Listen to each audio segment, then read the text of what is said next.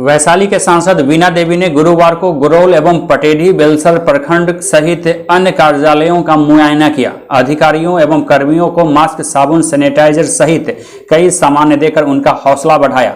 इन्हें सम्मानित किया गया। सबसे पहले वैशाली की सांसद वीणा देवी प्रखंड कार्यालय पहुंची और बीडीओ, सीओ समेत अन्य पदाधिकारियों एवं कर्मचारियों से पूछताछ की। क्वारंटाइन सेंटरों का हालचाल जाना, वहां रहने वाले प्रवासियों की हर तरह सुविधा उपलब्ध कराने के निर्देश दिए। बीडीओ प्रेमराज एवं सीओ ब्रजेश कुमार पाटिल को कोरोना वायरस से बचाव के लिए सामग्री उपलब्ध कर सम्मानित किया गया। इसके बाद सांसद ने थाना पहुंचकर पुलिस कर्मियों से भी बातचीत की, उनके समस्याओं को सुना और क्षेत्र में मिल रही समस्याओं के त्वरित समाधान करने के निर्देश दिए। थानाध्यक्ष अनिल कुमार समेत सभी पुलिस कर्मियों को भी उन्होंने सम्मानित किया। इसके बाद सांसद पीएचसी पहुंचकर चिकित्सकों से बातचीत की, उन्हें भी हौसला बढ़ाया, इन्हें भी सम्मानित किया गया। अस्पताल के चिकित्सक डॉक्टर सत्यनारायण पासवान ने सांसद को फीवर जांच करने का तरीका भी समझाया। आम आदमी पार्टी के प्रदेश अध्यक्ष सुशील सिंह ने कहा है कि गरीब बिहारी प्रवासी मजदूरों के प्रति दर्द ऐसा छलका कि एक सांसद ने अपने सांसद कोटे से पूरे 1 साल तक मिलने वाला कुल 34 हवाई जहाज का टिकट उनके नाम कर दिया। इस सांसद का नाम है आम आदमी पार्टी के कोटे से राज्यसभा पहुंचे संजय सिंह। वह पार्टी के बिहार प्रदेश के प्रभारी भी हैं। संभवतः आजाद भारत के इतिहास में यह पहला मौका है जब किसी सांसद ने अपने कोटे से मिलने वाले 1 साल का पूरा हवाई जहाज का कूपन बिहार के प्रवासी मजदूरों को पटना भेजने में लगा दिया। आपको बता दें कि लोकसभा और राज्यसभा के सांसदों को उनके क्षेत्र में आने जाने या अन्य संसदीय कार्यों के लिए पूरे 1 वित्तीय वर्ष में भारत सरकार की तरफ से कुल 34 हवाई जहाज के कूपन दिए जाते हैं। आज दिल्ली से पटना तमाम प्रवासी मजदूर साथियों के साथ मैं पहुंचा हूं और इसमें जो सांसदों को 34 फ्लाइट साल भर में मिलती है उसका उपयोग मैंने किया है। एक सांसद को साल भर में 34 फ्लाइट की यात्रा करने का प्रावधान है और वो अपने साथ किसी को भी यात्रा साथ में करा सकते हैं। तो मैंने एक पहल की, एक शुरुआत की कि भाई इस वक्त सबसे ज़्यादा ज़रूरत प्रवासी मजदूरों को उनके घर पहुंचाने की है। सबसे ज़्यादा मुसीबत में, सबसे ज़्यादा परेशानी में इस वक्त वो लोग हैं और इसलिए ये प्रयास मैंने आज किया।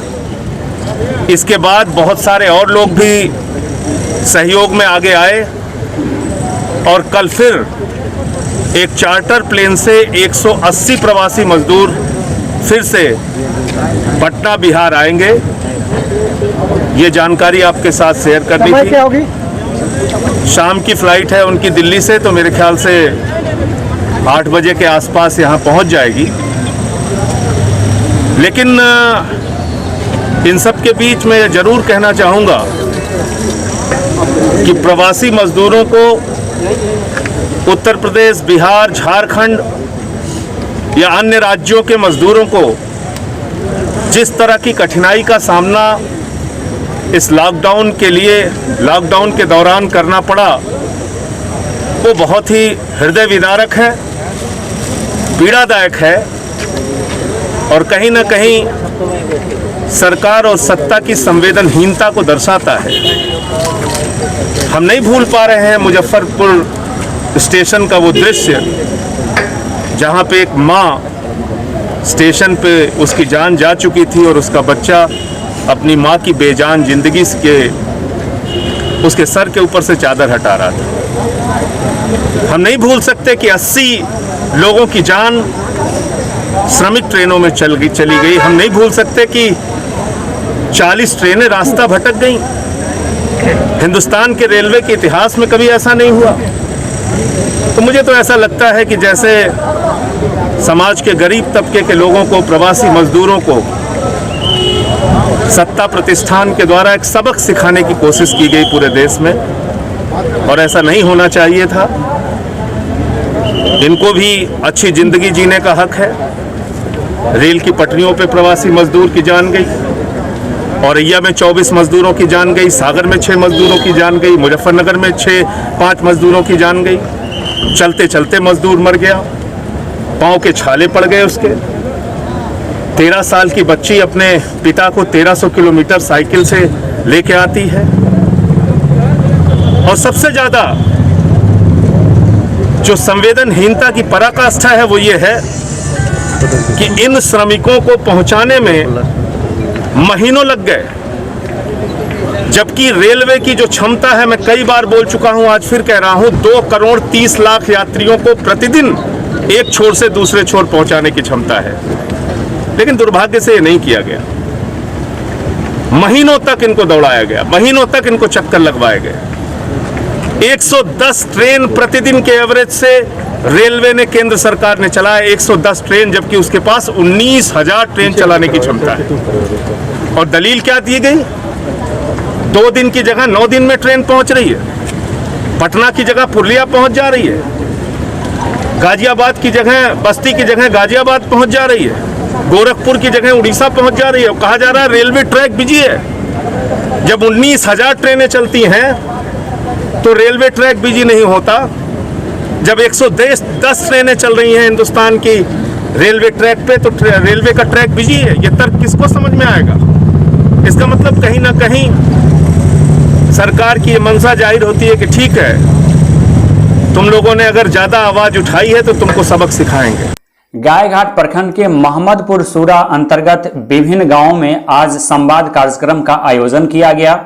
वीडियो कॉन्फ्रेंसिंग के माध्यम से और डिजिटल तरीके से लोगों को संवाद के रूप में समझाया गया।